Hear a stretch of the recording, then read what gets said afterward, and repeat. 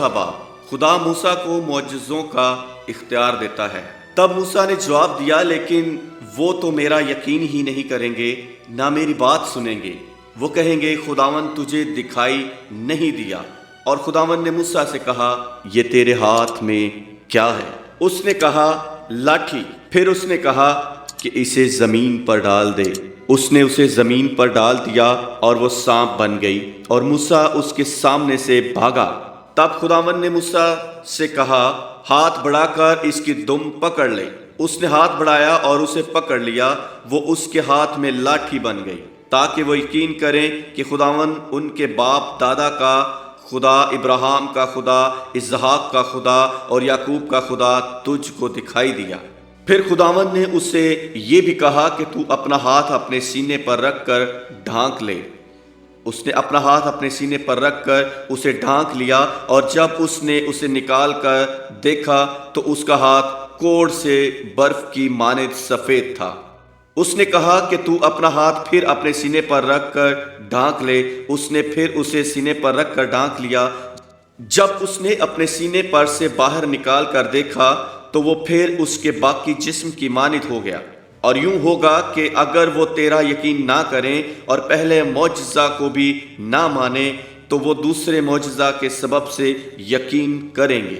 اور اگر وہ ان دونوں معجزوں کے سبب سے بھی یقین نہ کریں اور تیری بات نہ سنیں تو تو دریا کا پانی لے کر خشک زمین پر چھڑک دینا، اور وہ پانی جو تو دریا سے لے گا خشک زمین پر خون ہو جائے گا۔ تب موسیٰ نے خداوند سے کہا، اے خداوند، میں فصیح نہیں، نہ تو پہلے ہی تھا اور نہ جب سے تو نے اپنے بندے سے کلام کیا، بلکہ رک رک کر بولتا ہوں اور میری زبان کند ہے۔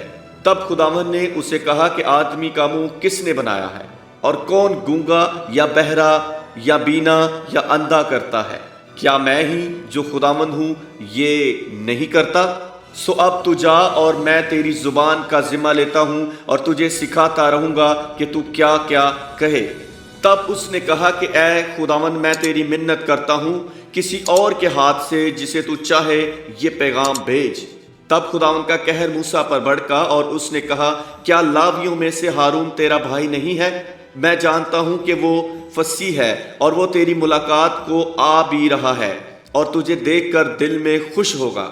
سو تو اسے سب کچھ بتانا اور یہ سب باتیں اسے سکھانا، اور میں تیری اور اس کی زبان کا ذمہ لیتا ہوں اور تم کو سکھاتا رہوں گا کہ تم کیا کیا کرو۔ اور وہ تیری طرف سے لوگوں سے باتیں کرے گا، اور وہ تیرا منہ بنے گا، اور تو اس کے لیے گویا خدا ہوگا۔ اور تو اس لاٹھی کو اپنے ہاتھ میں لیے جا اور اسی سے ان معجزوں کو دکھانا۔ تب موسیٰ لوٹ کر اپنے خسر یترو کے پاس گیا اور اسے کہا کہ مجھے ذرا اجازت دے کہ اپنے بھائیوں کے پاس جو مصر میں ہیں جاؤں اور دیکھوں کہ وہ اب تک جیتے ہیں کہ نہیں۔ یترو نے موسیٰ سے کہا، سلامت جا۔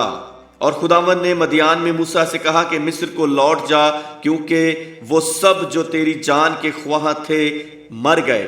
تب موسیٰ اپنی بیوی اور اپنے بیٹوں کو لے کر اور ان کو ایک گدھے پر چڑھا کر مصر کو لوٹا، اور موسیٰ نے خدا کی لاٹھی اپنے ہاتھ میں لے لی۔ اور خداوند نے موسیٰ سے کہا کہ جب تو مصر میں پہنچے تو دیکھ وہ سب کرامات جو میں نے تیرے ہاتھ میں رکھی ہیں فرعون کے آگے دکھانا، لیکن میں اس کے دل کو سخت کروں گا اور وہ ان لوگوں کو جانے نہیں دے گا۔ اور تو فرعون سے کہنا کہ خداوند یوں فرماتا ہے کہ اسرائیل میرا بیٹا بلکہ میرا پلوٹا ہے، اور میں تجھے کہہ چکا ہوں کہ میرے بیٹے کو جانے دے تاکہ وہ میری عبادت کرے، اور تو نے اب تک اسے جانے دینے سے انکار کیا ہے۔ سو دیکھ، میں تیرے بیٹے کو بلکہ تیرے پلوٹے کو مار ڈالوں گا۔ اور راستہ میں منزل پر خداوند اسے ملا اور چاہا کہ اسے مار ڈالے۔ تب صفورہ نے چکمک کا ایک پتھر لے کر اپنے بیٹے کی کھلڑی کاٹ ڈالی اور اسے موسیٰ کے پاؤں پر پھینک کر کہا، تو بے شک میرے لیے خونی دلہا ٹھہرا۔ تب اس نے اسے چھوڑ دیا، پس اس نے کہا کہ ختنہ کے سبب سے تو خونی دلہا ہے۔ اور خداوند نے ہارون سے کہا کہ بیابان میں جا کر موسیٰ سے ملاقات کر۔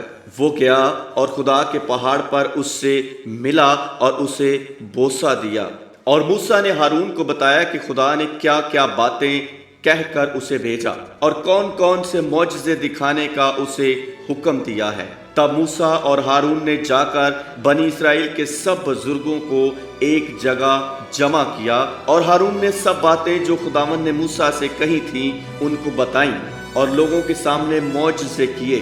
تب لوگوں نے ان کا یقین کیا، اور یہ سن کر کہ خداوند نے بنی اسرائیل کی خبر لی اور ان کے دکھوں پر نظر کی، انہوں نے اپنے سر جھکا کر سجدہ کیا۔